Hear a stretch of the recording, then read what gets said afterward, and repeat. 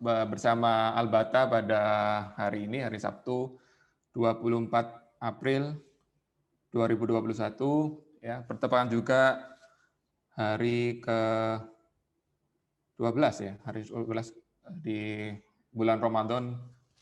Kali ini alhamdulillah kita sudah masuk hari ke-12 dan insya Allah pada pagi hari ini kita akan berdiskusi bareng ya dengan salah satu Ustadz spesialis ya, spesialis untuk parenting dan juga anak-anak, yaitu Ustadz Erlan Iskandar, Hafizahullah Ta'ala. Dan sebelum kita langsung dengan Kak Erlan ya, kita akan menyapa, terutama ini banyak yang ibu-ibu ya, oke. Menyapa teman-teman di sini atau para peserta ya.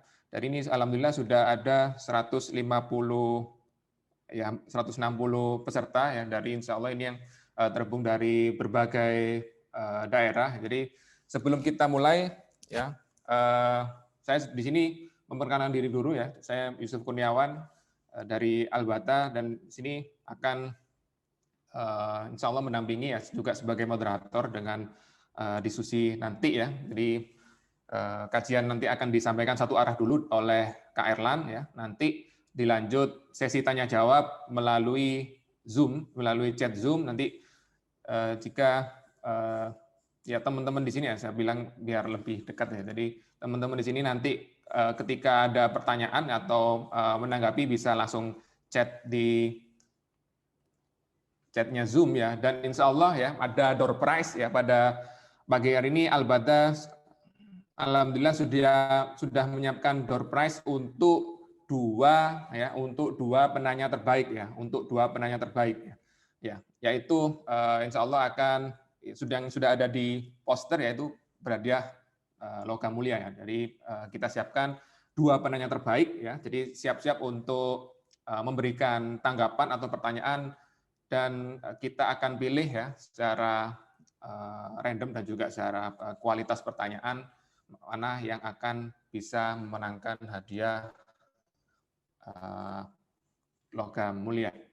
Oke, alhamdulillah di sini Kak Erlan sudah join, tapi sebelum itu saya ingin tahu ya, dari 170 sekian peserta di sini atau audiens di sini, saya ingin mengetahui sekarang online dari mana ya? Sekarang online dari mana? Jadi nanti kita akan bareng-bareng menyebutkan ya via chatnya Zoom. Jadi nanti saya beri aba-aba 1 sampai 3 ya.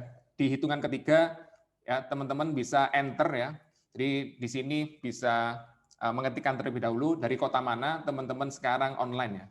Jadi silakan diketik di chat Zoom. Jangan ditekan enter dulu ya.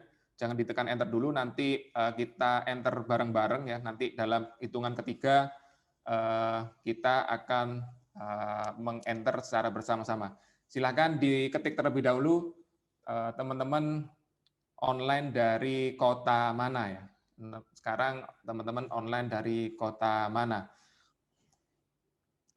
Dalam hitungan ketiga, sudah banyak yang sudah enter. Oke, silakan 1, 2, 3 di enter bareng-bareng ya. Wah, Masya Allah. Dari Tangerang, Lamongan, Samarinda, Tangsel, Bandung, Jakarta, Pekanbaru, Masya Allah. Palu, Masya Allah. Surabaya, Cibubur. Oh, ada yang dari Korea, ya, Masya Allah. Ada yang dari Korea, ada yang dari Jayapura, Masya Allah. Ya, oke. Thank you. Terima kasih banyak atas partisipasinya. Oke, ada yang dari Medan ya. Baik. Pertanyaan terakhir ya, untuk saat ini sebelum kita bergabung dengan Kak Erlan ya, pertanyaan terakhir ya, apa ya harapan ya, satu harapan ya, jangan di enter dulu ya, kita bersama-sama seperti tadi, dihitung ketiga baru di enter, sekarang diketik terlebih dahulu ya. Apa harapan teman-teman semua pada Ramadan kali ini ya, satu harapan ya. Satu harapan ya, atau doa teman-teman untuk Ramadan kali ini ya. Dalam hitungan ketiga ya, nanti silakan di-enter, sekarang silakan diketik terlebih dahulu ya. 1, 2, 3. Oh, Masya Allah ya, kesehatan dan keberkahan, kualitas ibadah meningkat, makin bertakwa, menjadi ibu yang lebih baik, ya, khotam Al-Quran, Masya Allah, tidak absen tahajud. Amin, amin, ya Rabbal Alamin. Menjadi lebih sabar. Ya. Terima kasih, semoga harapan dan target dan juga doa teman-teman semua di sini bisa dijabah oleh Allah Subhanahu wa taala dan juga kita bisa memperoleh keberkahan pada Ramadan kali ini. Oke, terima kasih atas partisipasinya, atas tanggapannya dari 2 pertanyaan tadi. Oke, untuk mempersingkat waktu, kita akan langsung join dengan Kak Erlan. Silakan untuk host untuk meng-unmute Kak Erlan.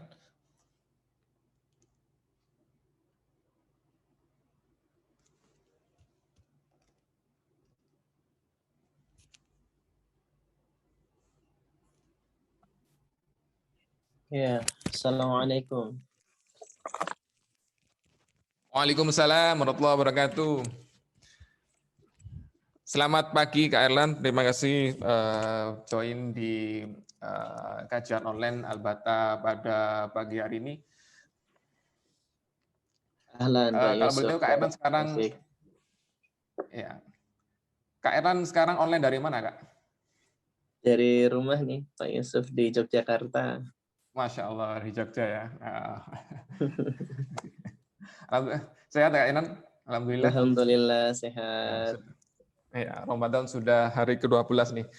Ya, Iya. semoga ya, kita semua bisa mendapatkan keberkahan dan ridho Allah untuk Ramadan kali ini. Amin. Ya, jadi di sini alhamdulillah sudah join lebih dari 200 peserta Kak. Ya, jadi insya Allah pada pagi hari ini kita akan mendengarkan secara langsung ya tausiah dan juga kajian online dari Kak Erlan ya dengan topik ya seperti yang sudah kita ketuai untuk mendidik anak di usia golden age ini ya, di golden age atau di usia emas ya, di emas anak-anak ya antara umur 2 hingga 7 tahun ya. Secara teori umur 2 hingga 7 tahun dan di sini dari perspektif Islam ya nanti, karena ketika melihat dari perspektif lain ya, perspektif mungkin dari orang-orang Barat atau dari secara dunia itu sudah banyak sekali teorinya nih, sudah banyak sekali yang membahas ya. Dan saya kira ibu-ibu yang sekarang yang karena generasi X, generasi milenial itu sudah sangat paham ya terkait hal tersebutnya. Nah, sekarang untuk kajian Al-Bata pada pagi hari ini ya, kita ingin tahu nih bagaimana sih cara mendidik anak itu di usia golden age terutama ya, karena usia golden age itu usia yang sangat krusial ya, sangat krusial bagi perkembangan anak. Nah, yang dari perspektif Islaminya ya, dari perspektif Islaminya. Nah, di sini kita akan langsung ya mendengarkan ya langsung mengikuti kajian yang akan dibawakan oleh Kak Erlan, insya Allah ya pagi ini di beberapa menit yang nantinya ya ini akan dibawakan langsung dan juga nanti kita akan berikan kesempatan nih bagi teman-teman semua yang sudah join di sini untuk bertanya atau menanggapi di akhir sesi ya ketika Kak Erlan sudah menerangkan atau mengkaji apa yang akan disampaikan nantinya. Oke, silakan Kak Erlan, waktu dan tempat kita persilakan untuk langsung mengisi kajian ini. Silakan. Ya, terima kasih Pak Yusuf atas waktu dan kesempatannya. Sebelum dimulai, Kak Erlan mau bertanya terlebih dahulu. Suaranya jelas ya? Alhamdulillah, sangat jelas. Alhamdulillah, semoga koneksi lancar sampai akhir kajian. Amin, amin, Dan alamin. mungkin Kak Erlan minta tolong dijadikan co-host karena ada materi yang mau Kak Erlan bagi. Oke, silakan admin atau host untuk menjadikan Kak Erlan co-host. Ya, Ayah Bunda mungkin agak asing ini kenapa pemateri dipanggilnya Kak Erlan itu ya. Karena kami biasa di dunia dakwah anak-anak Ayah Bunda, jadi lebih sering disapanya dengan Kak Erlan. Bahkan yang lebih tua, simbah-simbah pun manggilnya tetap Kak Erlan. Masya Allah. Tapi insya Allah hari ini kita akan membahas sebuah tema yang menarik, judulnya mendidik anak di usia golden age ya, secara Islami. Semoga Allah berikan kemudahan. Sambil kita menunggu dijadikan co-host, kita berdoa dulu kepada Allah Subhanahu wa taala.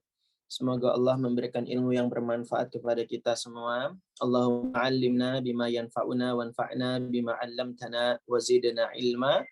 Dan kita juga berdoa kepada Allah Subhanahu wa taala agar kita diberikan keikhlasan untuk ikut kajian ini karena mengharapkan di usia emas mereka.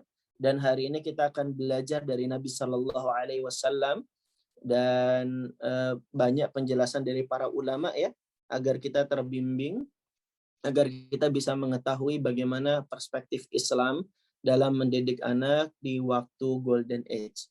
Semoga Allah memberikan kemudahan ayah bunda di kajian kita pada kesempatan pagi hari ini.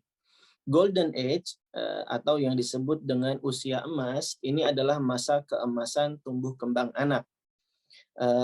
Di masa ini juga adalah masa yang penting untuk menanamkan mahabbatullah, rasa cinta kepada Allah Subhanahu wa taala. Karena kelak di usia 7 tahun nanti kita sebagai orang tua sudah diperintahkan oleh Nabi Shallallahu alaihi wasallam untuk mengajari anak-anak mengerjakan ibadah sholat. Muru auladakum bis sholati wa hum abna'u sab'i sinin, kata Nabi Shallallahu alaihi wasallam. Perintahkanlah anak-anak kalian untuk mengerjakan sholat ketika usia mereka 7 tahun. Nah, di usia 7 tahun nanti ayah bunda kita sudah biasakan anak untuk mengerjakan ibadah sholat. Nah, membiasakan anak dengan memerintahkan mereka mengerjakan sholat itu bukan ujuk-ujuk tiba-tiba langsung di usia 7 tahun tanpa ada persiapan. Nah, di masa-masa golden age inilah adalah momentum yang sangat baik untuk menanamkan mahabbatullah, rasa cinta kepada Allah di dalam diri anak. Karena rasa cinta kepada Allah itu adalah pondasinya ibadah. Kata para ulama, mahabbatullah hiya asasul ibadah. Rasa cinta kepada Allah itu adalah pondasinya beribadah. Kalau ibadah tidak didasari dengan cinta kepada Allah, nanti ibadah itu akan menjadi sekedar praktikum saja. Hanya gerakan ritual semata tanpa ada penghayatan yang sepenuhnya. Mungkin ini juga yang menjadi keresahan bagi orang tua ketika lihat anaknya di rumah dengan aturan yang sedemikian tegas dan ketat, anak kalau di rumah rajin ibadah. Tapi kalau di luar, jauh dari orang tua atau merantau ke negeri seberang, tiba-tiba anak berubah 180 derajat. Nah, biasanya case-case semacam ini kita jumpai dan kita telusuri penyebabnya adalah karena anak cuma sekedar diberi aturan ketat, tapi tanpa dibangun kesadaran untuk mencintai Allah Subhanahu wa taala. Makanya para ulama sudah jauh-jauh hari tentang pentingnya menanamkan rasa. Bagaimana kita mempersiapkan mahabbatullah sebelum nanti kita memerintahkan anak mengerjakan sholat di usia 7 tahun. Nah, di masa golden age ini juga adalah masa di mana anak itu sangat butuh perhatian dan kasih sayang dari orang tuanya. Makanya ada kaidah dari para ulama ya, bahwa 7 tahun pertama usia tumbuh anak itu adalah anak menjadi raja. Kita harus jadi teman bermainnya dia, harus benar-benar servis dan melayani anak-anak kita, karena mereka belum banyak bisa begitu ya, sehingga harus serba didampingi oleh orang tua. Ya, umumnya demikian. Maka 7 tahun pertama di masa-masa golden age ini kita diajari oleh syariat ini untuk memberikan perhatian, kepedulian, dan kasih sayang. Nah, kurang lebih nanti kita akan membahas hal-hal yang berkaitan dengan mendidik anak di usia golden age. Yang pertama, perlu Kak Erlan sampaikan terlebih dahulu kepada ayah bunda dan abah ummahat sekalian, bahwa di dalam penelitian para ulama, mereka membuat pembagian fase perkembangan usia anak secara umum, ya. Dan pembagian ini didasari dari hadis Nabi Shallallahu alaihi wasallam tentang memerintahkan anak mengerjakan ibadah sholat. Muru auladakum bis salati wa hum abna'u sab'i sinin wadribuhum 'alaiha wa hum abna'u 'ashrin. Kata Nabi Shallallahu Alaihi Wasallam, perintahkanlah anak-anak kalian mengerjakan sholat ketika mereka berusia 7 tahun dan pukullah mereka kalau mereka nggak mau sholat ketika usia mereka 10 tahun. Nah, bukan berarti ayah bunda Islam mengajarkan kekerasan ya. Kok disuruh pukul segala Kak Erlan? Nah, ini pun memukul itu ada rincian yang sangat ketat. Mukul itu pun jadi solusi terakhir. Kalau anak sudah ditegasi, tapi anak tidak mau mengindahkan, baru diperkenankan untuk. Itu pun ada banyak syarat-syarat dan ketentuannya. Nggak boleh mukul di organ-organ tubuh yang vital, di dada, di perut, di kepala, nggak boleh. Bolehnya mukulnya di kaki dan tangan. Lalu kemudian kalau mukul itu nggak boleh terlalu tinggi sampai ketiaknya kelihatan. Karena kalau terlalu tinggi ini biasanya potensi kuat. Kalau mukul pun nggak boleh dalam kondisi amarah memuncak. Karena biasanya jadi zolim dan berlebihan. Kata para ulama, mukulnya pun nggak boleh diwakilkan kepada kakak atau adiknya. Karena memicu balas dendam. Dan memukulnya pun kalau bisa itu jadi solusi terakhir. Anak kalau berbuat salah diminta untuk bertaubat, menyesali, tidak mengulangi kesalahan, gitu ya. Baru kemudian pukulan itu boleh diterapkan. Itu pun hanya 1-3 kali saja. Adapun kalau sudah balik, boleh dilebihkan lagi. Artinya ya bunda, karena ini ibadah yang istimewa, itu sholat, maka pukul itu diperbolehkan. Karena pendidikan yang ideal itu adalah al-jam'u baina targhib wa tarhib. Menggabungkan antara motivasi dan ancaman.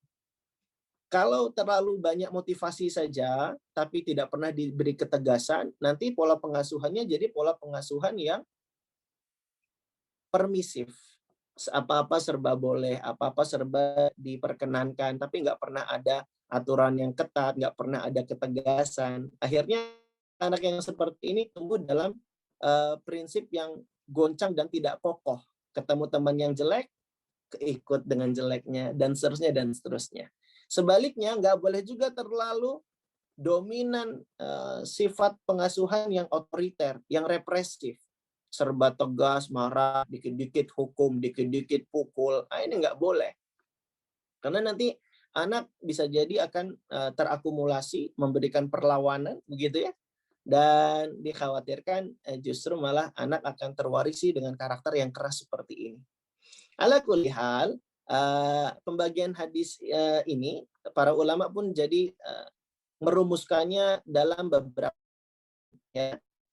Yang pertama 0-7 tahun, ini adalah fase persiapan sebelum diperintahkan untuk mengerjakan ibadah.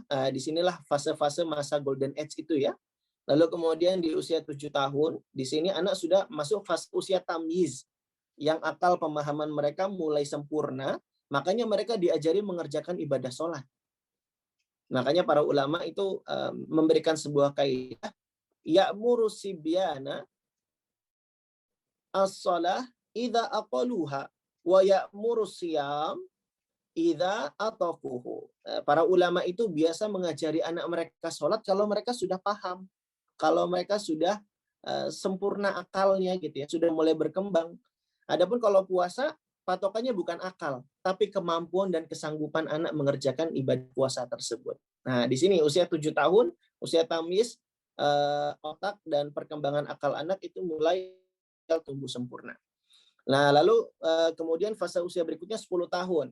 Ini fase di mana anak diperkenankan dan dibolehkan untuk ditegasi, diberi hukuman dengan pukulan-pukulan yang mendidik ya, bukan pukulan-pukulan yang menzolimi dan menyakitkan, tapi dengan pukulan yang mendidik. Nah, oleh karenanya ayah bunda, kalau ada orang tua yang mukul anak di bawah 10 tahun, berarti dia zolim. Karena Nabi mengajari pukul anak itu 10 tahun, itu pun karena sebab yang paling urgen. Apa itu? Sholat sebagai ibadah paling utama. Nah, ini kalau mukul anak cuma gara-gara anak nggak ngeberesin mainan, berarti ini adalah sebuah hal harus dikritisi bersama-sama. Baru nanti usia baligh, anak sudah mulai mukallaf, dia dibebani syariat, dan dia sudah mulai kita perhatikan dengan detail ya, bagaimana kualitas ibadahnya. Nah, ayah bunda, ini kerangka fase perkembangan usia anak secara umum. Tapi hari ini kita tidak membahas secara umum, tapi kita lebih khusus hari ini akan membahas tentang mendidik anak secara Islami di fase usia golden age. Katakanlah di usia 0 sampai 7 tahun. Dan ada dua inti pembahasan kita hari ini. Yang pertama, menanamkan mahabbatullah, menanamkan rasa cinta kepada Allah. Lalu kemudian di golden age juga kita akan menanamkan, memberikan rasa cinta, kasih sayang, dan kepedulian kepada anak. Mari kita belajar bersama ayah bunda. Semoga Allah memberikan kemudahan kepada kita semua.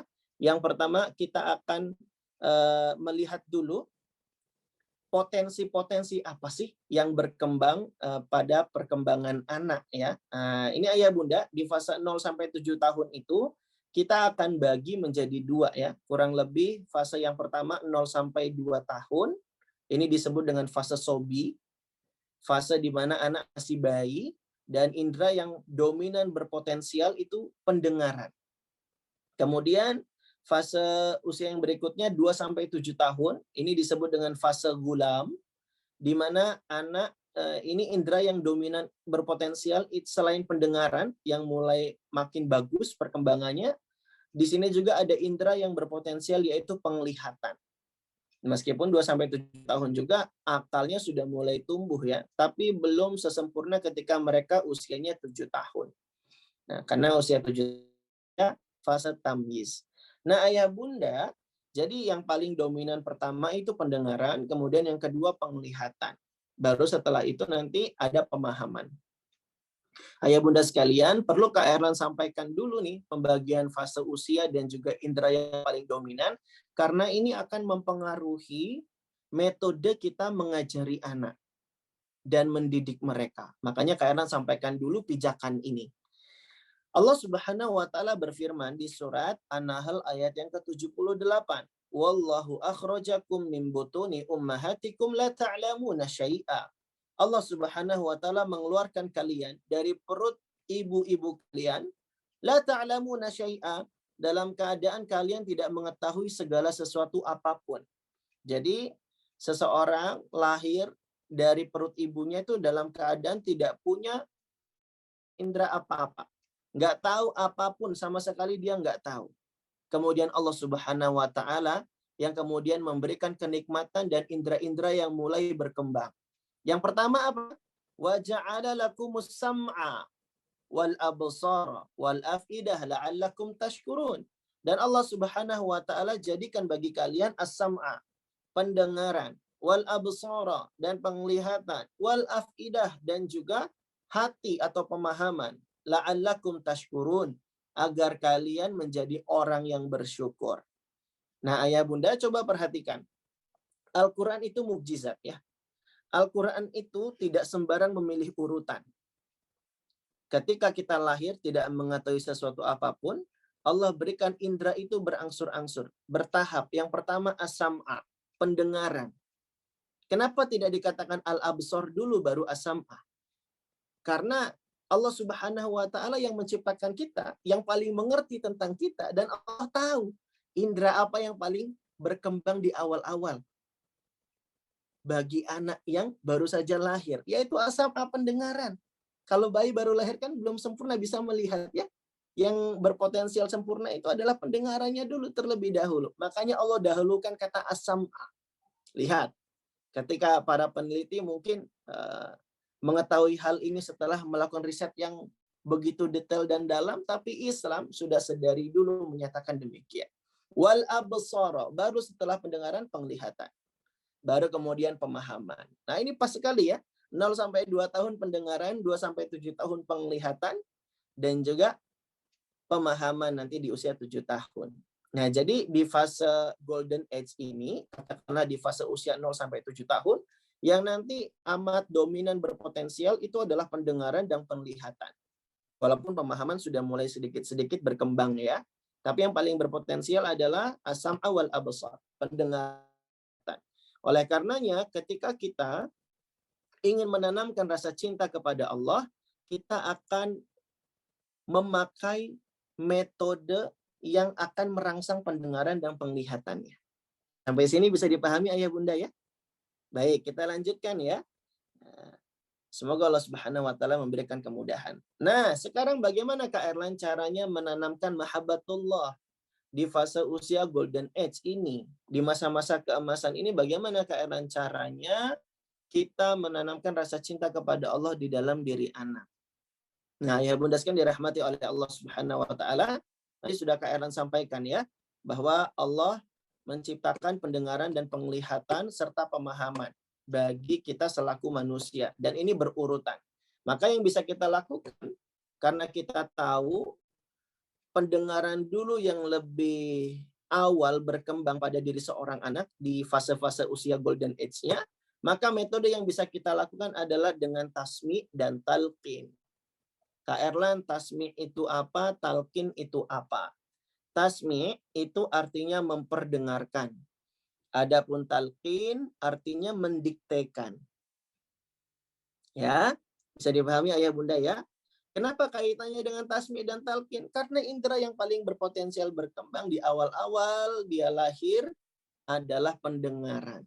Ya, 0 sampai 2 tahun itu dominannya pendengaran. Makanya kita metode pengajaran menanamkan rasa cinta kepada Allah adalah dengan tasmi dan talqin. Apa yang bisa kita lakukan terlebih dahulu untuk menanamkan rasa cinta kepada Allah di dalam diri anak? Yang pertama, lebih disukai memberikan nama-nama yang berkaitan dengan penghambaan kepada Allah Subhanahu wa taala. Lebih disukai memberikan nama-nama kepada anak dengan nama-nama yang berisikan penghambaan kepada Allah Subhanahu wa taala. Karena dengan nama tersebut kita akan sering memanggilnya. Begitu ya. Dengan nama tersebut anak itu akan akrab disapa. Itulah sebabnya kenapa Nabi Shallallahu alaihi wasallam ya menyebutkan di dalam sebuah hadis yang diriwayatkan oleh Imam Muslim, kata Nabi Shallallahu alaihi wasallam, "Inna ahabba asma'ikum illallah Abdullah wa Abdurrahman." Sesungguhnya nama kalian yang paling dicintai di sisi Allah adalah Abdullah dan Abdurrahman. Hikmahnya adalah memilih nama yang dikaitkan dengan penghambaan kepada Allah supaya nama Allah itu sering terdengar dari gendang telinganya. Makanya orang-orang Bani Israel dulu ayah bunda, nah ini disebutkan oleh Ibnul Qayyim dalam kitab Tufatul Maudud, beliau sebutkan bahwa orang Bani Israel dulu sering memberi nama mereka dengan nama Immanuel. Sering dengar nama Immanuel ayah bunda? Ini bahasa Ibrani nih. Jadi nama rumah sakit kalau di tempat kita ya. Rumah sakit Immanuel. Immanuel dikonversi ke Immanuel itu artinya ana, bersama kami. Orang-orang Bani Israel, mereka nama anak yang dihambaan kepada Allah agar mendengar nama Allah dengan tidak asing, itu adalah untuk menumbuhkan rasa. Bagaimana mau bisa cinta kalau namanya saja asing di gendang telinga? Maka bisa dimulai dari penyebutan nama. Aduh Kak Erlan, anak saya bukan namanya Abdullah dan Abdurrahman. Buat anak lagi ya. Anak berikutnya Kak Abdullah Abdurrahman. Wah ayah lumayan Kak, proposal biar di ACC istri ini ya. Insya Allah ta'ala. Boleh juga pakai nama-nama yang lain ya. Abdul Aziz, Abdul Ghafur, ya, Abdul Ghaffar, Abdul Razak, itu nama-nama yang dikaitkan dengan penghambaan kepada Allah. Nah, meskipun demikian, memberikan nama yang dikaitkan pada penghambaan pada Allah itu hukumnya sunnah. Bukan sebuah kewajiban ya Bunda ya. Nanti langsung anaknya diganti lagi namanya ya. Pakai nama-nama lain juga tidak mengapa, selama namanya itu adalah nama yang maknanya baik dan tidak mengandung keburukan. Ya, likulli rajulin min ismi musibun. Kata pepatah Arab, setiap orang itu akan mendapatkan pengaruh dari namanya. Makanya sejak memberi nama saja, kita sudah perhatian ya untuk menanamkan rasa cinta kepada Allah. Ya kalau tidak diberi nama tentang yang berkaitan penghambaan pada Allah, ya beri nama dengan nama orang-orang yang cinta sama Allah. Nama nabi, nama sahabat gitu ya. Biar anak-anak itu terbiasa mendengar dan akrab serta familiar dengan orang-orang yang mencintai Allah Subhanahu wa taala. Menanamkan mahabbatullah dengan tasmi' dan talqin bisa dimulai dengan nama. Karena mereka kan sering dengar nama mereka sendiri. Karena nama mereka kan sering disapa. Dan yang kedua, kita akan melihat riwayat dari para salaful ummah, dari generasi soleh umat ini, yaitu orang-orang soleh terdahulu, yang mereka itu sangat bersemangat untuk bisa menanamkan rasa cinta kepada Allah Subhanahu wa taala. Bahkan sejak belum sampai usia 2 tahun, orang tuanya itu sudah sering memperdengarkan dan mentalkinkan kalimat tauhid.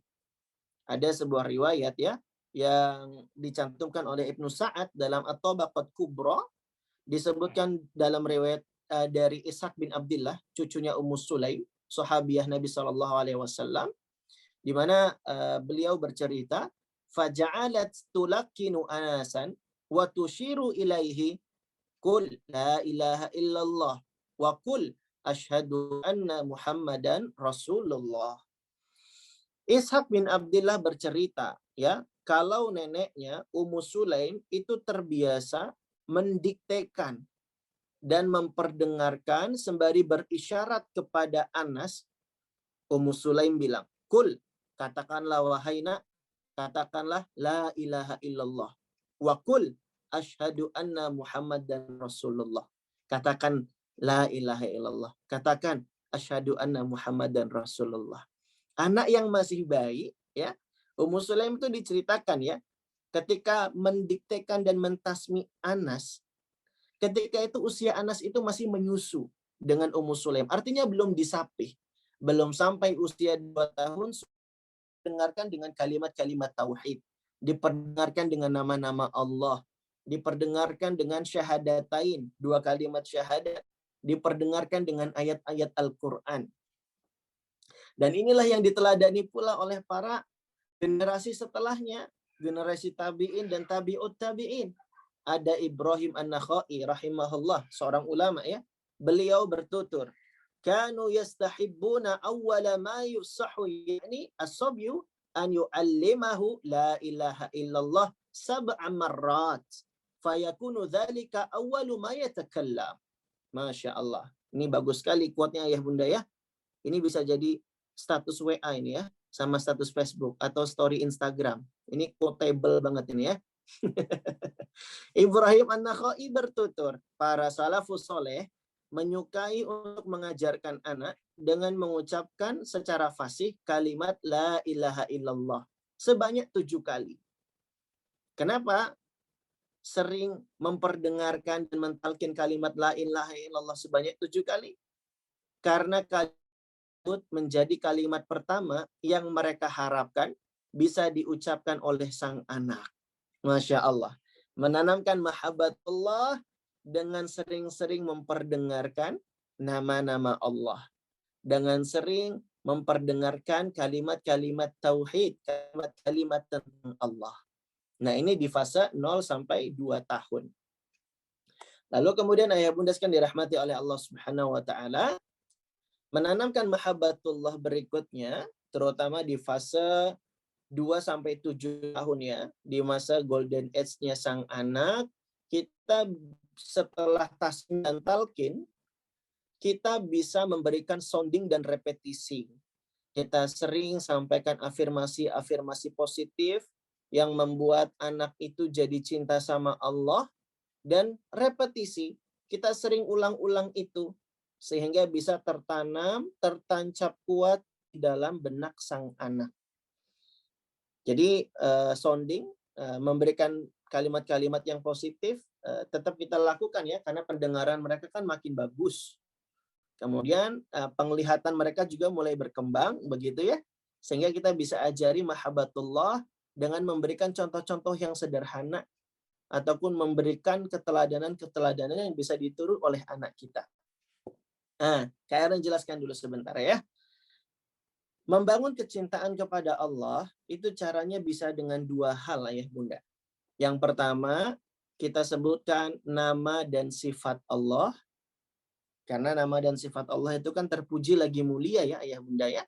Kita aja dengan orang yang punya sifat-sifat yang luhur dan terpuji, kita jadi senang dan suka kan sama seseorang tersebut. Benar nggak ayah bunda? Ih, itu loh, Jeng tahu nggak sih Jeng? Tetangga kita itu Jeng, ya ampun sifatnya dermawan banget.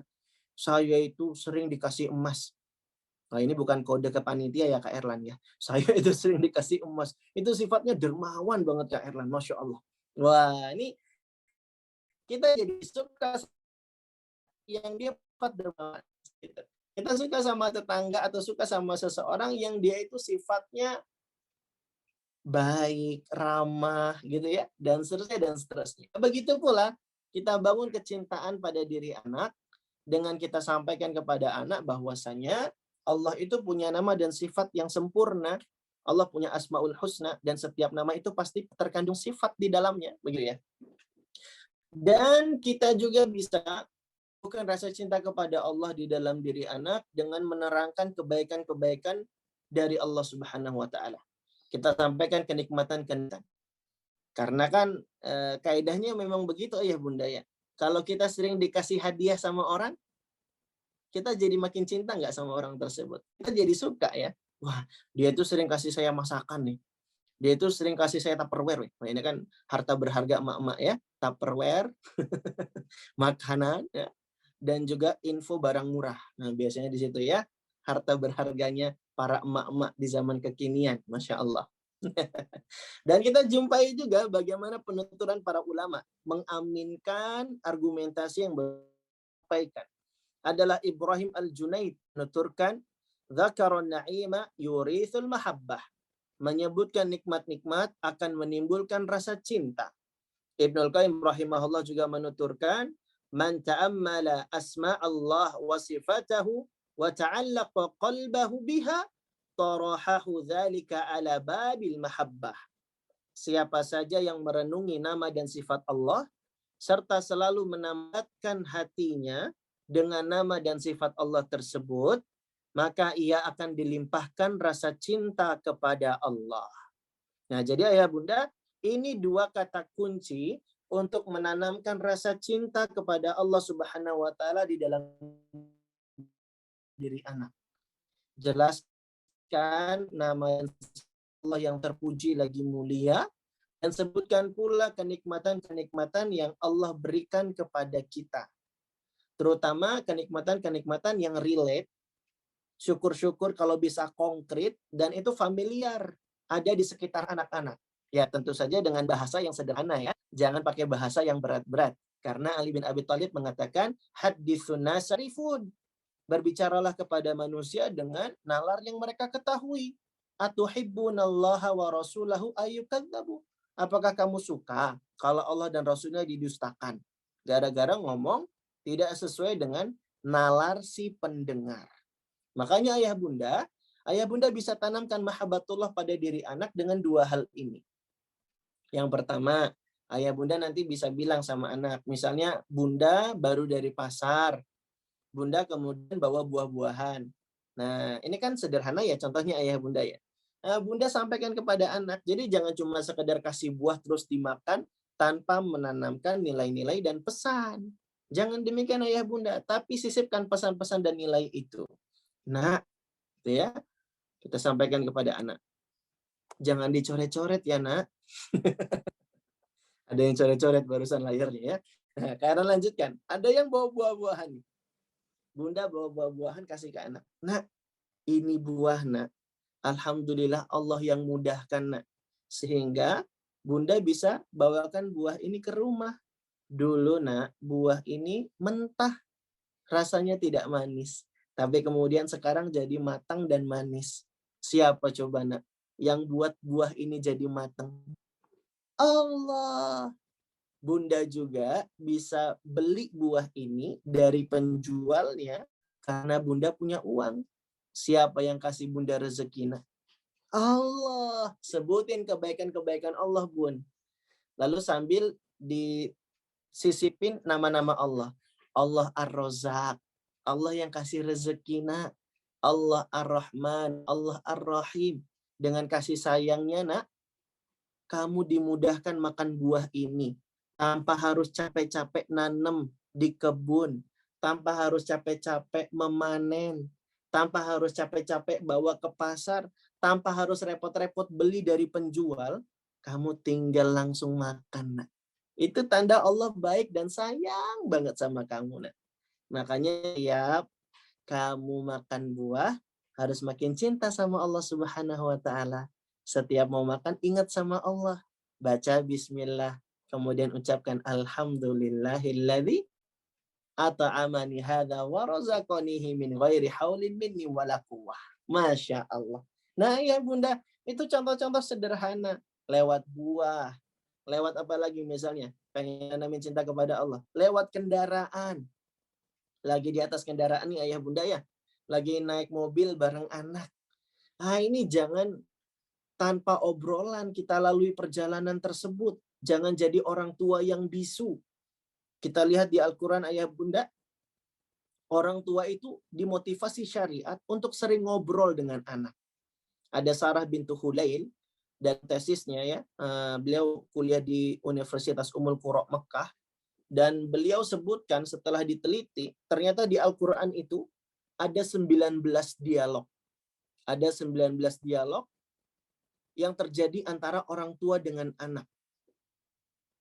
Dan ternyata uniknya, 14 dialog itu adalah dialog antara ayah dengan anak. Tuh, ayah-ayah yang sering berangkat dengan anak naik kendaraan, jangan jadi ayah yang bisu. Harus memberikan nilai, tanamkan pesan. Sebagaimana Nabi SAW ketika di atas kendaraan, Nabi menasihati ketika di atas bighal, di atas hewan peranakan antara kuda dan keledai, Ibnu Abbas dinasihati oleh Nabi, ya ghulam, inni u'allimuka kalimatin, ihfazillaha yahfazka, ihfazillaha tajidhu tujahak, idza sa'alta fas'alillah, wa idza ista'anta fasta'in billah, dan seterusnya dan seterusnya. Itu Nabi sampaikan pesan-pesan akidah itu ketika sedang berada di atas kendaraan. Wahai nak, aku akan ajarimu beberapa kalimat. Jagalah Allah, maka Allah akan menjagamu. Jaga Allah, maka Allah akan hadir di hadapanmu. Jika kamu meminta, mintalah pada Allah. Jika engkau mohon pertolongan, mohonlah kepada Allah. Lihat ayah bunda, Nabi ajari kita untuk memanfaatkan momen ketika sedang berada di atas kendaraan, sampaikan pesan. Sampaikan nilai-nilai yang bisa menumbuhkan rasa cinta mereka kepada Allah Subhanahu wa taala. Misalnya gini, lagi naik kendaraan. Nah, mungkin nggak mobil ini bisa jalan tanpa ada orang yang menyupirnya? Nggak mungkin. Memang benar, nggak akan mungkin mobil bisa jalan tanpa ada orang yang mengendalikannya. Sekarang ayah tanya, mungkin nggak nak kalau matahari ini bisa terbit dan terbenam dengan sendirinya? Mungkin nggak alam semesta ini bisa berputar dan berproses sebagaimana mestinya, tapi tanpa ada yang mengaturnya? Nggak mungkin. Iya. Alam semesta yang begitu teratur ini, siang malam yang silih berganti, matahari yang terbit dan terbenam, itu menandakan kalau ada Rob kita. Ada Allah yang mengaturnya, nak. Dan alhamdulillah, nak, Allah itu baik banget. Sudah menjadikan siang dan malam buat kita. Allah sudah atur itu semua. Bayangin coba nak, kalau siang terus-terusan, nggak ada malam, gimana kita boboknya? Bayangin pula coba, kalau malam terus-terusan, Allah nggak kasih siang ke kita. Ayo bunda gimana coba kerjanya? Gelap-gelapan dong. Kan pakai lampu. Lampu mahal PLN nanti bayar listriknya. Alhamdulillah, Allah sudah kasih siang dan malam, dan Allah yang sudah ngatur itu semua, nak. Allah Al-Mudabbir. Allah yang mengatur segala sesuatunya, nak. Aduh, nak, kita tuh jadi makin cinta dan sayang banget sama Allah. Karena Allah yang sudah mengatur yang terbaik buat kita. Tuh ayah bunda, lagi di kendaraan aja, kita bisa menanamkan rasa cinta kepada Allah di dalam benak anak. Sounding terus. Sampaikan afirmasi positif tentang kalimat-kalimat yang membangun rasa cinta mereka kepada Allah. Kemudian repetisi, diulang-ulang terus dalam berbagai macam momentum. Dengan itulah anak akan tumbuh rasa cintanya kepada Allah. Sehingga nanti di usia 7 tahun, ketika mereka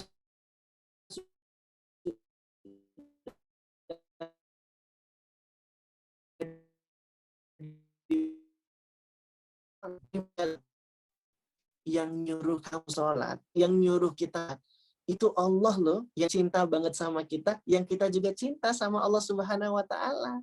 Adik cinta nggak sama Allah?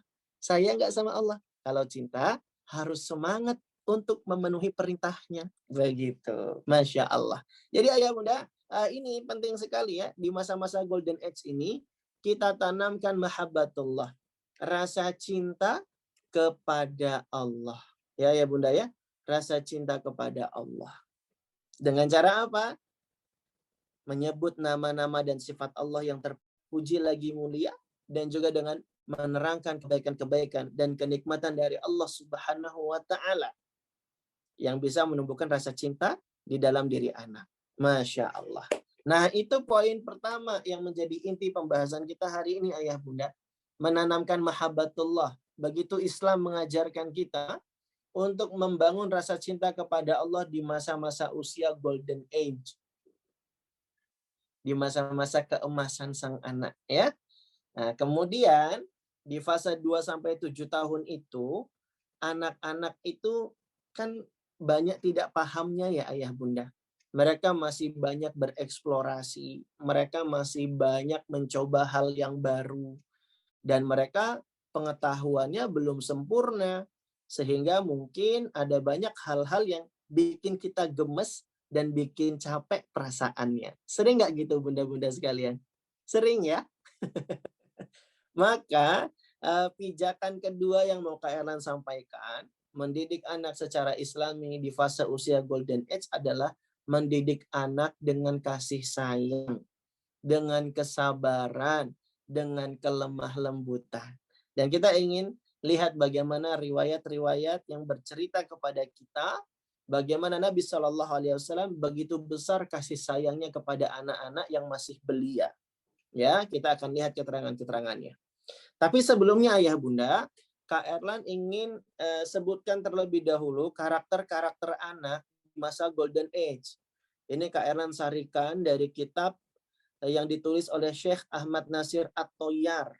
Judul kitabnya itu Kaifa Turabbi Abna'aka. Di sini beliau sebutkan 30 kaidah yang harus diperhatikan orang tua untuk mendidik dan mengasuh anak-anaknya. Ini kitabnya. Di dalam kitab ini, beliau memberikan karakter-karakter anak di masa Golden Age, di fase usia 0-7 tahun. Kenapa harus kita ketahui karakter-karakternya ini?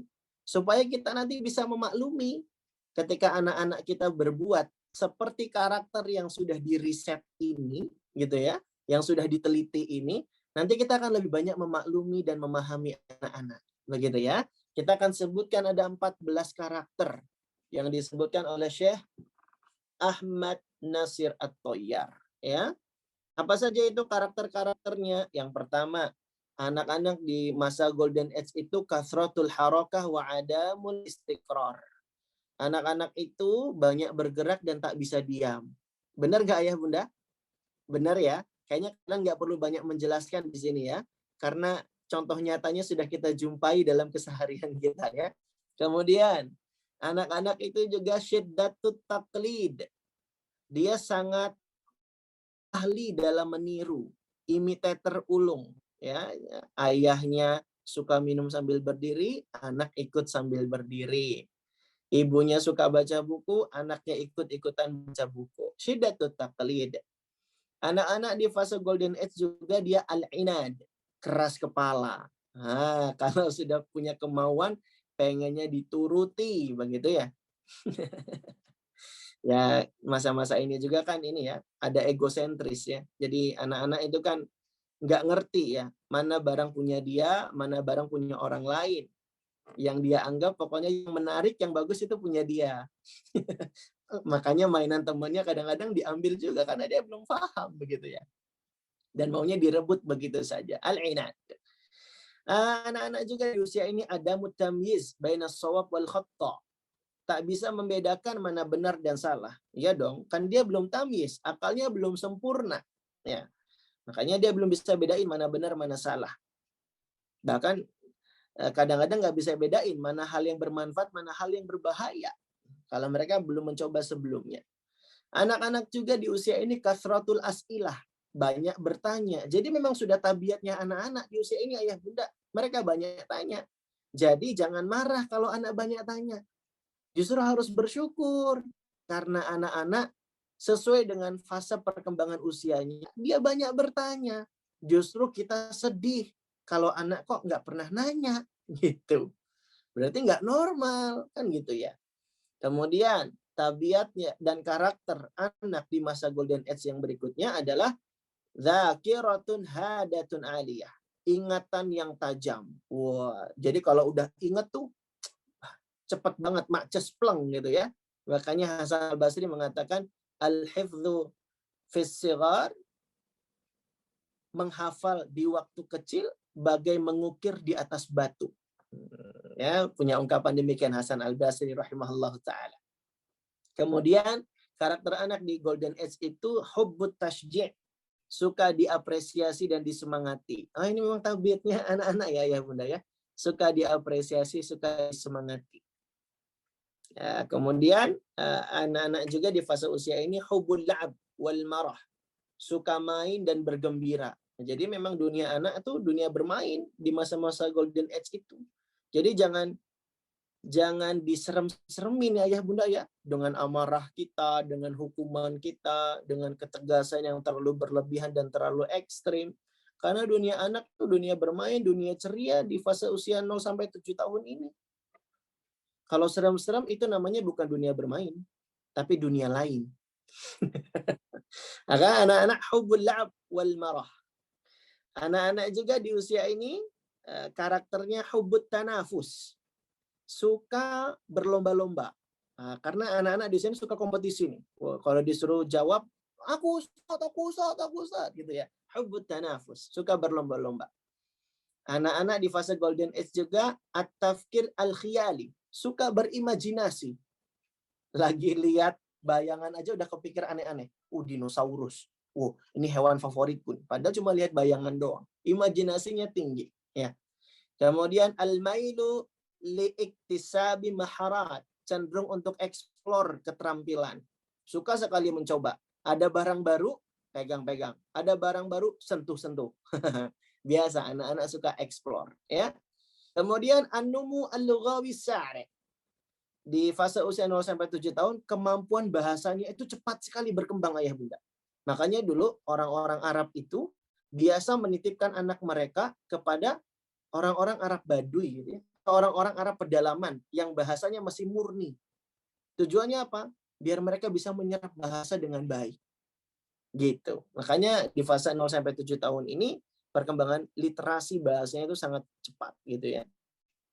Kemudian karakter anak di fase 0 sampai 7 tahun berikutnya adalah al-mailu lil fakki wa tarkib. Cenderung untuk suka bongkar pasang sesuatu. Makanya suka main Lego ya bunda ya. Suka main Lego, main puzzle, itu memang kesukaan mereka tuh. Ngoprak-ngaprik alat-alat elektronik gitu ya. Walaupun cuma bongkar doang, pasangnya sulit gitu ya. Memang mereka suka bongkar pasang ya, suka bongkar pasang. Jadi dimaklumi saja ya bunda ya. Sama kayak kita juga kan, suka bongkar pasang. Kemudian hadatul infialat. Nah, ini karakter yang terakhir. Kata Syekh Ahmad Nasir At-Toyar, mereka itu berpotensial perasaan takut, marah, dan cemburu. Jadi suka takut, suka cemburu sama teman lain atau saudara kandung yang lain. Ya. Kemudian marah juga gitu. Ya, emang itu tabiat karena mereka sedang belajar bagaimana mengatur emosi mereka ya. Jadi dimaklumi saja. Nah ini karakter-karakter anak di fase golden age. Bisa dipahami sampai sini ayah bunda ya? Baik, kalau sudah tahu hal-hal seperti ini, maka mari kita bahas konten-konten penting berikut ini. Yang pertama ayah bunda, Nabi itu ketika mendidik anak-anak yang masih kecil dan belia, Nabi itu tidak mudah marah. Ayo, ayah bunda siapa yang kadang-kadang, bukan kadang-kadang ya, malah seringnya suka marah sama anak yang di bawah usia 7 tahun. Nah, ada kisah menarik nih tentang hal ini. Suatu kali Nabi SAW menyuruh Anas bin Malik untuk melakukan sebuah keperluan. Namun qadarullah, Anas bin Malik itu di tengah jalan melihat teman-temannya sedang bermain di pasar. Anas bin Malik pun kemudian ikut main sama teman-temannya di pasar, padahal dia belum menuntaskan dan mengerjakan apa yang Nabi perintahkan. Nah, kira-kira ayah bunda, kalau ngelihat anak disuruh ke warung misalnya gitu ya, terus anaknya malah main, sebel nggak ayah bunda? Nggak sebel Kak Erlan, paling langsung tak cubit aja Kak Erlan gitu ya. Tapi lihat apa yang Nabi SAW lakukan. Ketika Anas bin Malik sedang asik bermain, Nabi SAW tiba-tiba hadir di belakangnya Anas, menjimpit bajunya Anas, lalu kemudian tersenyum di belakangnya Anas bin Malik. Anas menengok ke belakang. Nah, kaget gitu ya ayah bunda ya Anas bin Malik. Nabi tapi tersenyum dengan sabar. Nggak mukul, nggak nyubit, nggak marah. Karena ini kan permasalahan dunia ayah bunda ya. Mukul, menghukum itu kan tadi gara-gara sholat. Ini ibadah yang utama. Jadi alasannya tepat. Ini gara-gara tidak menunaikan sebuah hajat karena sibuk bermain, maka Nabi sabar. Nabi tidak marah dan bertanya dengan baik dan santun kepada Anas. Ya Unais. Unais ini bahasa Arab namanya isim tasgir ayah bunda. Jadi nama aslinya Anas, tapi dipanggilnya Unais. Ini menunjukkan makna keakraban dan kedekatan. Ya Unais, dhahabta haitsu amartuka. Wahai Anas, apakah engkau sudah berangkat mengerjakan apa yang aku perintah kepadamu? Apa kata Anas? Naam, adhabu ya Rasulullah. Baik, aku akan segera berangkat wahai Rasulullah. Gitu. Kalau nggak perlu marah, ngapain harus marah? Mungkin kita bisa marah ya ayah bunda. Tapi kan sama aja solusinya. Karena fokusnya adalah mengingatkan anak biar dia menunaikan apa yang kita perintahkan. Kalau nggak perlu marah, ngapain harus marah? Nabi SAW mengajari demikian. Nabi tidak mudah marah. Nabi sabar dan penuh dengan kasih sayang serta kelembutan dalam mendidik dan mengajari anak-anak yang masih kecil, masih belia. Kak Erlan, nggak ada contoh yang Nabi ini ya, mendidik anak kandungnya sendiri yang laki-laki ya. Gini ayah bunda, anak kandungnya Nabi yang laki-laki itu kan meninggal dunia dalam usia belia semua. Qasim, Abdullah, Ibrahim, itu ya, meninggal usia itu dalam usia yang masih kecil sekali. Makanya kita pengen lihat pengajaran Nabi kepada anak kecil, maka kita lihat bagaimana sikap beliau terhadap sahabat-sahabat Nabi yang junior yang masih kecil. Nah, itulah perlakuan yang bisa kita contoh demikian. Bisa dipahami ayah bunda ya? Nah, ini Anas bin Malik ini pembantunya Rasulullah SAW. Anaknya Ummu Sulaimin, Anas bin Malik. Nah, kita belajar bagaimana Nabi tidak mudah marah. Lalu kemudian pernah juga suatu kali ini Nabi SAW ketika sholat dinaiki punggungnya sama cucunya Hasan. Nah, Nabi marah tidak? Lagi sholat diganggu gitu? Enggak. Malah Nabi ketika dinaiki punggungnya ketika sujud, Nabi SAW sengaja perlama sujudnya. Ini bentuk kasih sayang Nabi kepada anak kecil.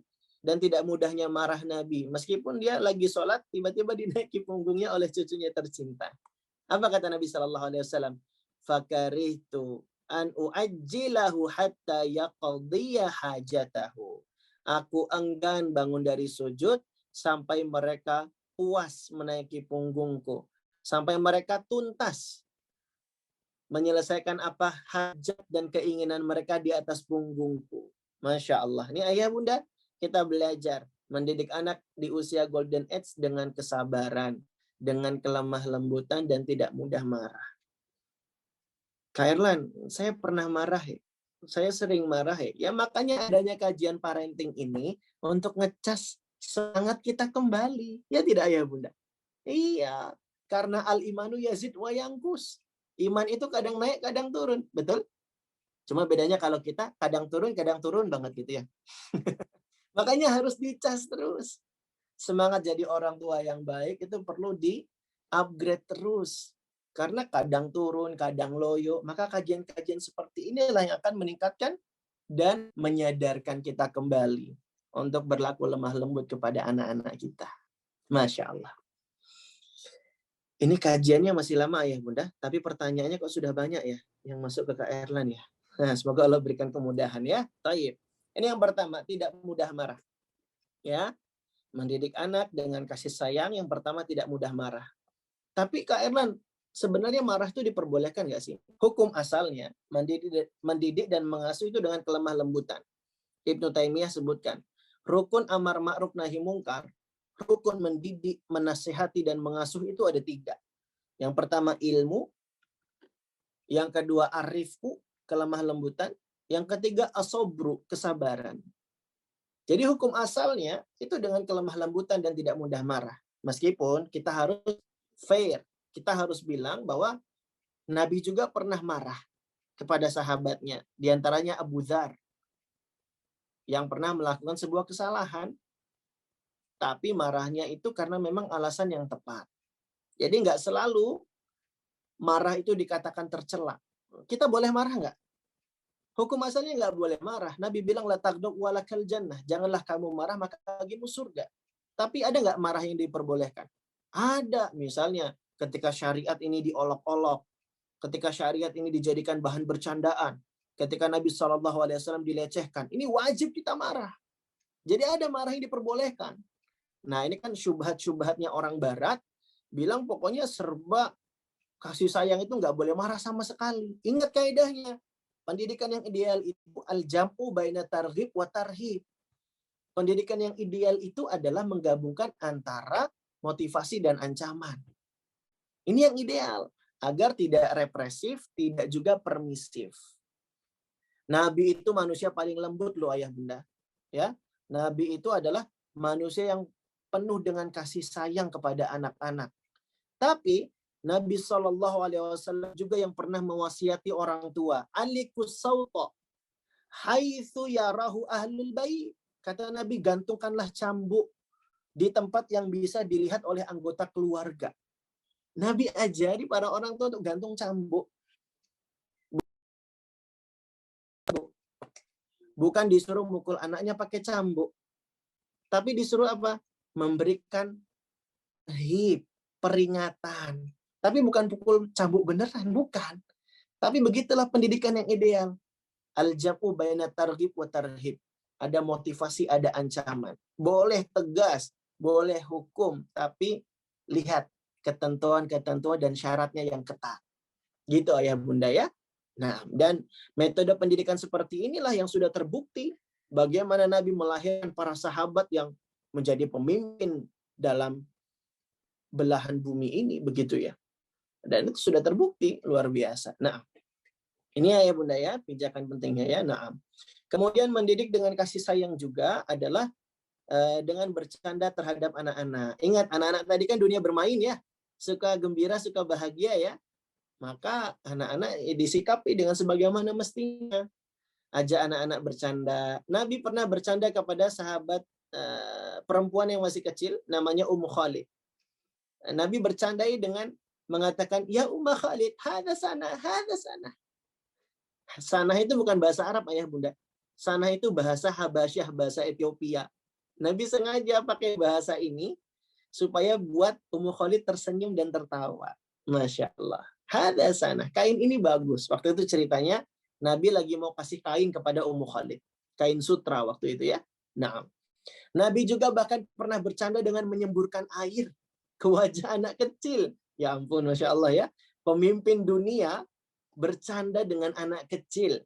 Mahmud bin Ar-Rabi yang bercerita. Hadis ini sahih riwayat Bukhari ya. Aqaltu minan Nabi sallallahu alaihi wasallam majjatan majjaha fi wajhi wa ana binu 5 sinin min dalwin. Kata Mahmud bin Ar-Rabi, yang aku ingat dari Nabi adalah ketika ia menyemburkan air dari mulutnya ke wajahku yang beliau ambil dari sebuah ember. Kala itu usiaku 5 tahun. Masya Allah.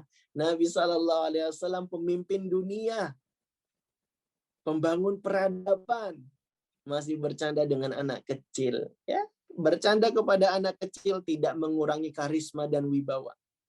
Justru malah menunjukkan ketawaduan dari Nabi Shallallahu Alaihi Wasallam. Nabi bercanda dengan anak-anak. Dan Nabi juga untuk mengekspresikan rasa cinta dan pedulinya. Nabi pernah menaruh Hasan di pundaknya, lalu kemudian Nabi ekspresikan cintanya dengan kalimat-kalimat yang secara nyata dia tampakkan. Allahumma inni uhibbuhu fa'ahibbahu.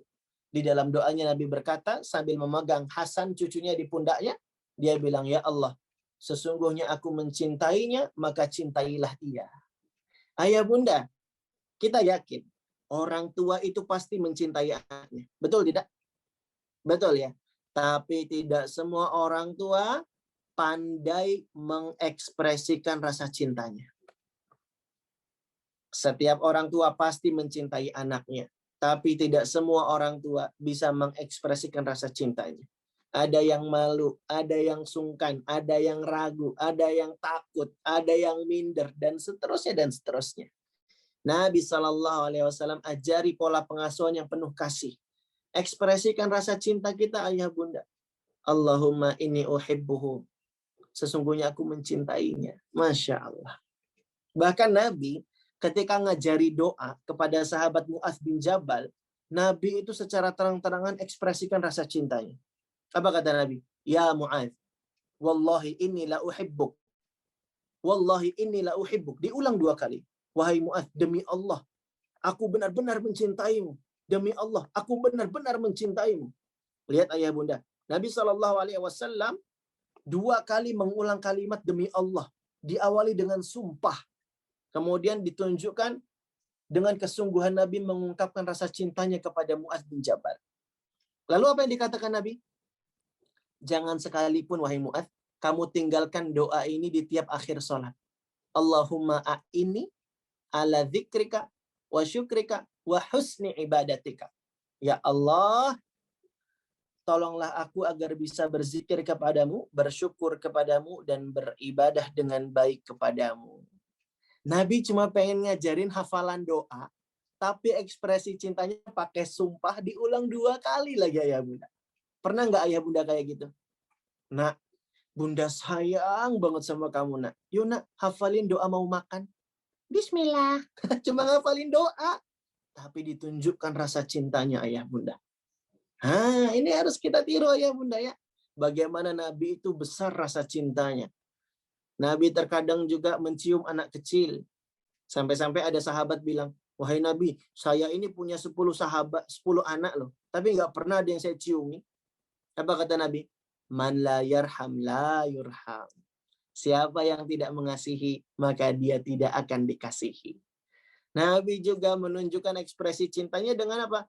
Dengan sentuhan-sentuhan fisik. Nabi gendong anak kecil, Nabi peluk, usap dada, usap kepala. Ada banyak riwayat-riwayat yang menyebutkan demikian. Bahkan kalau anaknya sudah remaja ya, sentuh pundaknya. Sebagaimana Nabi kalau memperlakukan Ibnu Umar radhiyallahu anhuma. Ibnu Umar waktu itu usianya 12 tahun. Nabi tepuk pundaknya. Lalu kemudian Nabi katakan, kun anta fit dunya ka'annaka gharibun aw abirus sabil. Wahai nak, jadilah di dunia seperti orang asing ataupun jadi orang yang sedang menempuh perjalanan. Ini anaknya sudah mulai remaja nih, 12 tahun ayah bunda. Jadi udah bisa pakai analogi, perumpamaan, dan diberi sentuhan fisik agar makin dekat hubungannya. Karena kaidah memberi nasihat itu 2 ayah bunda. Sentuh hati, sentuh akal. Nah, sentuh pundak ini adalah sentuhan yang bisa menyentuh hati. Sentuh akal dengan konten-konten yang positif, dengan analogi, dengan bahasa-bahasa yang mudah dicerna, dan seterusnya, dan seterusnya. Lihat ayah bunda, Nabi itu pengajar terbaik. Nabi itu guru yang sangat luar biasa, yang sangat pandai seni-seni dalam mengajar dan mendidik. Nah, nanti ayah bunda coba cari kitab judulnya Ar-Rasul Al-Muallim. Nah, ini yang nulis Abdul Fattah Abu Ghuddah. Itu bagus sekali. Dikumpulkan riwayat-riwayat tentang bagaimana Nabi mengajar dan mendidik para sahabat. Nah, Masya Allah. Dan yang benar sekali dirahmati oleh Allah Subhanahu wa taala, Nabi juga itu adalah seseorang yang peduli dan responsif. Ketika lihat ada anak kecil yang sedang bersedih karena burung kecil yang jadi ternyata mati, maka Nabi responsif. Nabi care, peduli, langsung disapa anaknya. Ya Aba Umair, ma fa'alan nughair? Wahai Abu Umair, kenapa tuh burung kecilnya? Ditanya sama Nabi. Nabi care, menunjukkan rasa kepedulian dan kasih sayang. Masya Allah. Bayangkan dengan kita ayah bunda yang kadang sibuk pulang dari kerja, sampai-sampai kurang responsif dengan anak. Ayah, aku mau tanya. Ayah udah pulang dari kantor. Ya, aku mau tanya deh. Ayahnya bilang apa? Karena capek. Tanya sama Umi sana. Tanya ibu sana. Ayah capek nih. Ada nggak yang kayak gini ayah bunda? Ada, kurang responsif, nggak mau care, nggak mau peduli. Ibunya juga lagi sibuk main WA, lagi sibuk WA-an, lagi sibuk lihat Instagram. Anaknya ngajak curhat. Umi, tahu nggak Mi? Ini. Alah, cerita gitu aja, Umi udah tahu, sangkain kenapa sih? Ada Umi yang kayak gini. Ada. Bunda, aku mau cerita. Gini. Kamu itu harusnya gitu sih. Malah marah bundanya. Akhirnya apa? Anak jadi nggak suka curhat sama orang tua yang nggak responsif. Akhirnya apa? Anak curhat sama teman sebayanya yang sama-sama galaunya. Akhirnya apa? Diarahkan pada hal-hal yang tidak positif. Atau ada juga anak yang orang tuanya tidak responsif, akhirnya anaknya lebih suka dengan gadget. Gara-gara apa? Gadget lebih responsif. Kalau gadget itu disentuh berwarna, dipijit-pijit berbunyi dan bersuara. Ya nggak ya bunda? Makanya anak lebih suka sama gadget gara-gara apa? Gara-gara responsif. Nah orang tua nggak boleh kalah responsif. Orang tua harus peduli dengan keadaan anak. Sebagaimana Nabi SAW mengajari kita untuk peduli. Anak lagi sedih ditanyain. Tunjukkan kalau kita hadir. Support dia, dukung dia. Berikan kasih sayang kepada mereka. Kalau kita tidak memberikan kasih sayang, nanti anak-anak akan cari kasih sayang di luar. Ketika ayah tidak memberikan kasih sayang, inilah yang membuat anak laki-laki itu mudah bertemu dengan pergaulan-pergaulan yang tidak baik. Makanya karena punya teman psikolog, dia cerita dari anak-anak mahasiswa yang ditangani, yang punya kasus suka sesama jenis, suka sesama laki-laki, itu rata-rata karena mereka nggak dapat kasih sayang ayah. Sehingga ketemu laki-laki yang perhatian, yang care, rapuh. Akhirnya dia luluh, diajak ngapa-ngapain mau sama laki-laki tersebut. Nah ini karena nggak hadir sang ayah. Nah gitu ayah bunda, jadi ternyata memberikan kasih sayang itu penting banget begitu loh. Dan Islam sangat menekankan hal yang demikian. Mendidik dengan kasih sayang, dengan cinta, dengan responsif dan kepedulian. Dan tidak sungkan juga memberi apresiasi. Karena tadi kan kita baca ya, karakter anak itu suka dapat apresiasi, suka disemangati. Nabi juga begitu. Nabi pernah apresiasi sahabat Ibnu Mas'ud radhiyallahu an. Nabi puji Ibnu Mas'ud, "Ya gulam, innaka gulam muallam." Wahai nak, kamu itu adalah seorang bocah yang terpelajar. Wah, Ibnu Mas'ud dipuji oleh Nabi, senang dia. Langsung bilang, aku ini langsung belajar 70 surat dari lisannya Rasulullah SAW. Dan tidak ada yang menandingiku dalam hal ini. Kalau ada yang lebih dariku, akan kudatangi dan aku akan belajar dengannya. Ibnu Mas'ud dipuji Nabi, senang Nabi. Jadi jangan sungkan memberi apresiasi. Nabi juga pernah mengapresiasi Ibnu Abbas. Waktu itu di malam hari, Ibnu Abbas lagi nginep di tempat bibinya, Maimunah bintul Harith. Maimunah bintul Harith itu adalah istrinya Nabi juga. Nah, waktu Ibnu Abbas nginep di rumahnya Maimunah. Dan di malam hari Ibnu Abbas nyiapin wadah berisi air untuk wudhu Nabi. Nabi senang. Siapa yang taruh ini? Ibnu Abbas. Maka Nabi doakan, Allahumma faqihu fiddin wa 'allimhu ta'wil. Ya Allah, ajarilah ia ilmu agama dan fakihkan ia dalam ilmu tafsir. Nabi senang apresiasi Ibnu Abbas dengan doa. Akhirnya Ibnu Abbas jadi turjumanul Quran, yang paling paham tentang Quran. Jadi sahabat yang habrul ummah, tintanya umat ini, saking ilmunya begitu dalam. Masya Allah. Nah ya Bunda, itulah yang bisa kita sampaikan pada kesempatan siang hari ini. Tidak terasa sudah jam setengah 12 kurang 11 menit ya. Wah ini sudah zuhur waktu Jogja. Kayaknya sulit ini mau tanya jawab. Pak Yusuf aja yang jawab ya kayaknya ya. Pertanyaannya banyak ini Pak Yusuf. Ada 55 pertanyaan Pak Yusuf yang masuk di kolom chat. Oke. Sudah Kak Eran ya? Iya, mungkin ini dulu ya Ayah Bunda yang bisa Kak Eran sampaikan. Semoga yang sedikit ini bermanfaat dan menginspirasi kita. Beginilah Islam mengajari kita untuk mendidik anak di usia golden age. Wassallallahu ala nabiyyina wa ala alihi wa ashabihi ajma'in wa akhirud da'wana anilhamdulillahi rabbil alamin. Ya, terima kasih. Mungkin 1 atau 2 pertanyaan Kak Erlan. Baik, insyaallah. Ini sudah hampir 60 pertanyaan yang sudah masuk, jadi mungkin boleh saya pilih dulu 2 pertanyaan mungkin, jadi biar mewakili beberapa yang ada di sini. Iya. Oke. Pertanyaan yang pertama mungkin saya random dan juga saya pilih. Di sini pertanyaan dari Ibu Fatimah Jafril ya. Kira-kira sejak usia berapa sebaiknya anak diajarkan berjilbab dan juga usia berapa, ya ini mumpung Ramadan ya, usia berapa sebaiknya anak diajarkan berpuasa. Nah, itu pertanyaan. Iya. Alhamdulillah, salatu wassalam ala rasulillah, wa la hawla wa la quwata illa billah, amma ba'du. Untuk berpuasa, para ulama itu berbeda pendapat. Usia berapa anak bisa diajari berpuasa? Ada ulama yang berpendapat ketika berusia 7 tahun. Dalilnya apa? Karena terinspirasi dari hadis tentang perintah kepada orang tua supaya menyuruh anaknya mengerjakan sholat. Orang tua disuruh Nabi memerintahkan anak mengerjakan sholat usia berapa? Usia 7 tahun kan ya? Nah, sholat itu kan ibadah yang paling utama. Awwalu ma yuhassabu. Amal ibadah yang paling pertama dihisab itu kan sholat. Maka para ulama menyebutkan kalau ibadah puasa itu kan di bawahnya ibadah sholat. Kalau ibadah sholat aja usia 7 tahun, maka ya demikian pula dengan ibadah puasa. Ibadah puasa juga 7 tahun. Nah, ada ulama yang berpendapat demikian. Ada juga ulama yang berpendapat usia 10 tahun.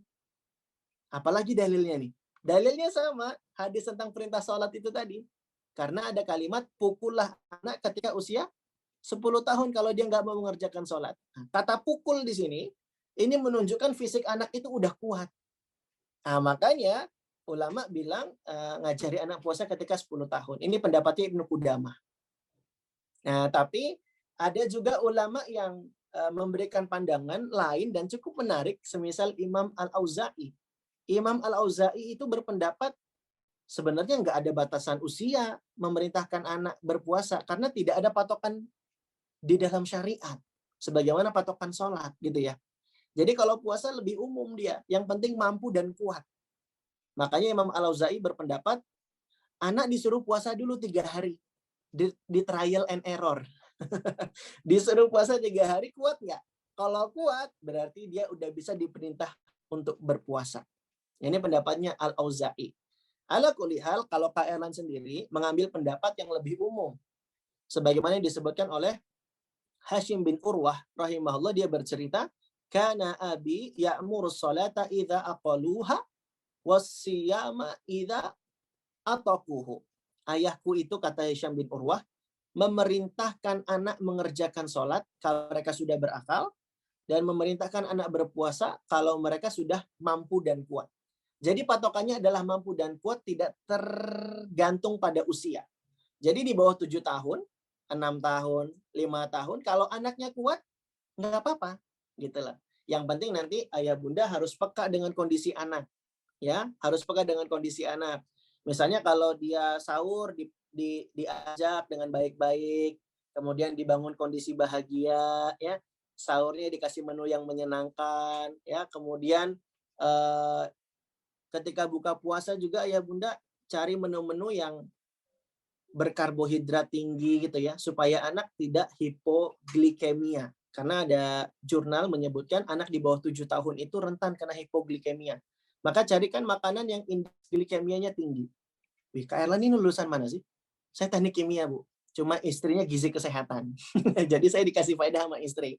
Disampaikan begitu. Jadi ayah bunda nanti ini cari makanan yang indeks glikemianya tinggi. Nasi gitu ya. Terus nanti selang sejam kemudian ajak makan roti, makan sandwich, makan burger, makan yang mengandung karbohidrat bagus gitu ya, yang manis-manis gitu ya bunda ya, makan kurma. Terus juga ketika buka puasa rutin untuk ditawari minum terus-terusan secara berkala karena anak itu kadang-kadang malas minum ya, betul nggak ayah bunda? Kalau nggak kita yang ingetin, mereka jadi lupa tuh. Nah makanya ayah bunda untuk mencegah anak yang di bawah 7 tahun itu kena hipoglikemia, maka nanti ayah bunda bisa terapkan tips-tips semisal ini ya. Jadi buka puasanya dicarikan menu-menu yang makanannya itu indeks glikemianya tinggi. Nah, jadi selama anak itu mampu dan kuat, sah-sah saja membiasakan anak untuk beribadah sejak belia. Kak Erlan, bukannya itu tega sekali ya Kak Erlan? Ya enggak, membiasakan anak sedari belia itu bagus Bun ya. Nah, karena ada juga nih syubhat orang barat. Oh nanti Kak Erlan, nanti kalau ngajari ibadah tuh kalau udah gede aja. Oh nggak gitu konsepnya. Ibnu Mas'ud mengatakan wa'awiduhum al khaira fa innal khaira bil adah. Biasakan anak mengerjakan kebaikan karena amal kebaikan itu buah dari kebiasaan. Jadi dibiasakan anak itu bagus Bun. Biasain anak mereka berbuat kebaikan. Kan belum mukallaf Kak Erlan, belum baligh. Iya, tapi Umar mengatakan tuktabul lisobi al-hasanat. Kalau anak berbuat baik akan tercatat pahala baginya. Tapi kalau berbuat dosa nggak tercatat dosa. Nah, jadi bermanfaat juga buat anak Bun ya. Membiasakan anak untuk beribadah sedari belia. Itu untuk puasa. Untuk jilbab, jilbab patokannya kalau kata para ulama, ada yang berpendapat sedari belia boleh, tapi patokannya ketika sholat juga nggak apa-apa. Usia sholat yaitu usia 7 tahun ya. Usia 7 tahun. Boleh-boleh aja, sah-sah saja ya. Meskipun kalau dia panas, misalnya usia 5 tahun nih, Bun aku pengen lepas jilbab, nggak apa-apa dilepas. Sah-sah aja. Tapi kalau membiasakan sedari belia bagus. Nah, tapi kalau mau dipatok dengan 7 tahun juga tidak mengapa. Ini longgar. Perkaranya longgar ya. Perkaranya longgar. Yang penting kita biasakan anak sejak belia. Begitu ya ya Bunda ya. Nah, itu jawaban Kak Ernan dari pertanyaan kapan mengajari anak berjilbab dan berpuasa. Nah, Baik, syukron jawabannya Kak Erlan. Ya, karena kita memang sudah setengah 12, jadi mungkin satu pertanyaan lagi Kak untuk terakhir karena kita ya mau silakan. libur. Dari Atkia ya. Jadi Assalamualaikum Kak Erlan, bagaimana cara kita memupuk, mempertahankan ya keimanan yang sudah kita pupuk dari masa kanak-kanak ya supaya terjaga keimanan itu sampai ya usia balik ataupun setelahnya seperti itu. Iya. Pertanyaannya bagus-bagus ini Pak Yusuf ya. Nih kayaknya yang nanya bakal dapat emas ini insya Allah ya. Ya yang pertama ayah bunda, kita harus tahu kaidahnya. Ibnu Al-Qayyim rahimahullah mengatakan anakul khair fa asluhu minallah. Segala macam kebaikan itu asalnya dari Allah. Termasuk iman anak agar tetap lestari dan terjaga. Kuncinya adalah dengan banyak meminta hidayah dan taufik kepada Allah Subhanahu wa taala. Fa inna taufiqa biyadillah laisa biyadil abdi. Hidayah taufik itu di tangan Allah bukan di tangan seorang hamba. Wa mafatihuhu, kata Ibnu Qayyim melanjutkan, kunci untuk dapat hidayah taufik itu adalah dengan doa sidqul luju wa iftiqar ilallah. Dengan doa tulus berharap dan merasa butuh kepada Allah. Jadi ayah bunda, bagi sesiapa yang menginginkan anaknya tetap beriman hingga dia dewasa, bahkan hingga meninggal dunia, maka yang ayah bunda bisa lakukan yang pertama adalah doa. Karena kebaikan itu asalnya dari Allah. Hidayah itu di tangan Allah. Kemudahan beribadah, bisa senantiasa beriman, itu juga adalah kuasanya Allah. Jadi ayah bunda harus berdoa. Karena doa adalah puncak terpenting dari segala macam teori parenting.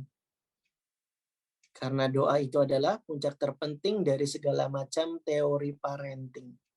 Kita tetap berusaha belajar jadi orang tua yang baik, ikut kajian, pengasuhan, belajar seni-seni mendidik dan mengasuh, ikut seminar, sah-sah saja itu bagian dari usaha.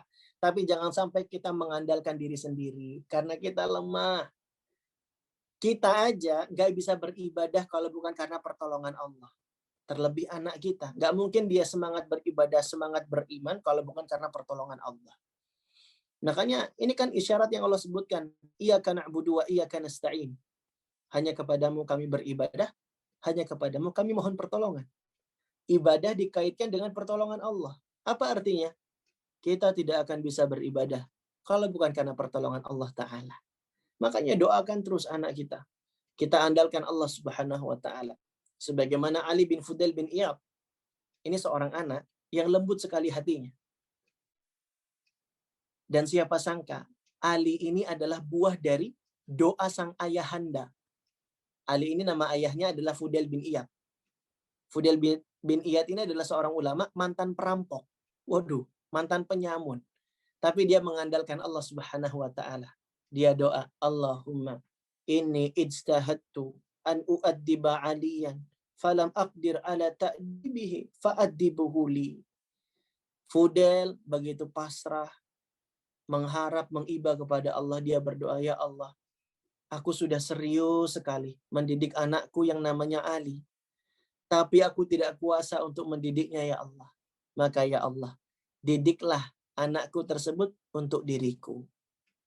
Maka Ali tumbuh menjadi pemuda yang beriman, bahkan lembut hatinya.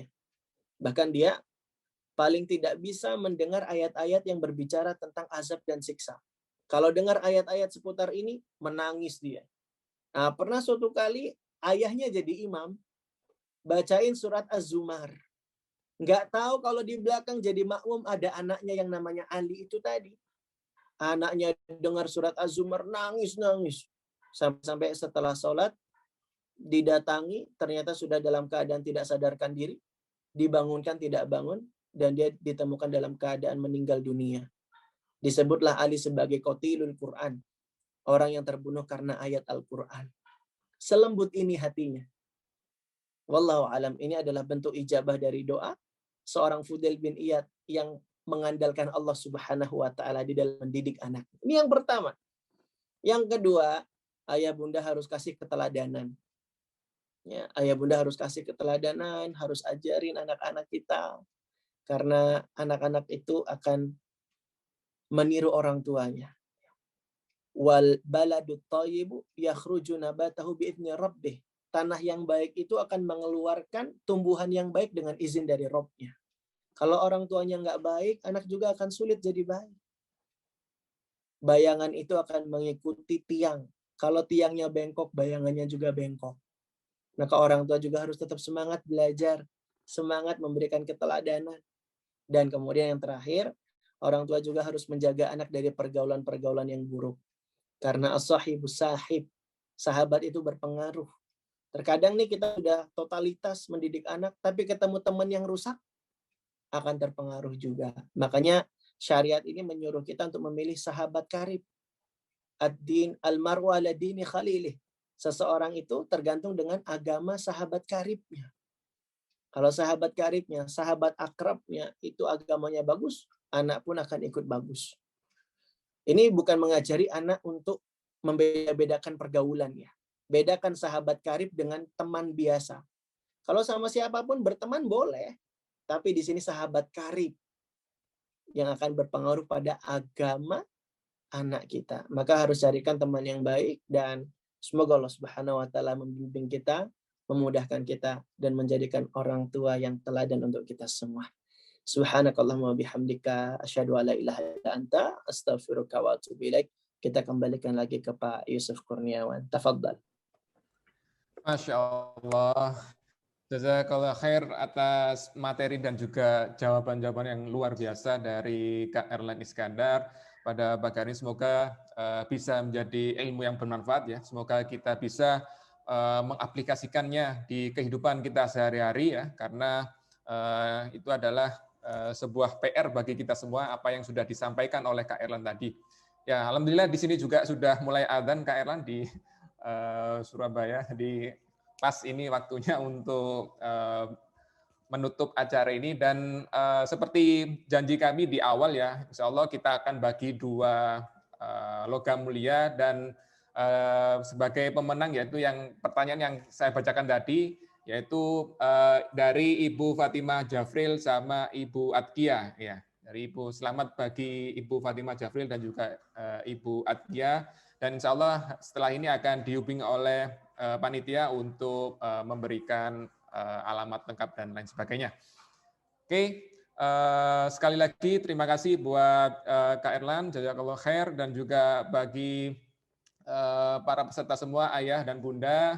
Semoga apa yang sudah kita dengarkan hari ini, ya semoga apa yang sudah kita telah hari ini bisa benar-benar bermanfaat, dan juga karena ini bulan Ramadan, insya Allah salah satu waktu di mana doa itu juga diistijabah ya, dan juga kita sedang berpuasa sekarang, maka dari itu kita memohon kepada Allah untuk bisa mendapatkan ridho dan juga keberkahannya. Baik, untuk pertanyaan yang masih banyak ini ya insya Allah kita sudah mencatat dan kita akan bahas lain waktu ya, mungkin juga bersama Kak Erlan lagi atau mungkin dengan asatidz yang lainnya, karena ini benar-benar luar biasa dari respon dari ayah dan bunda di sini.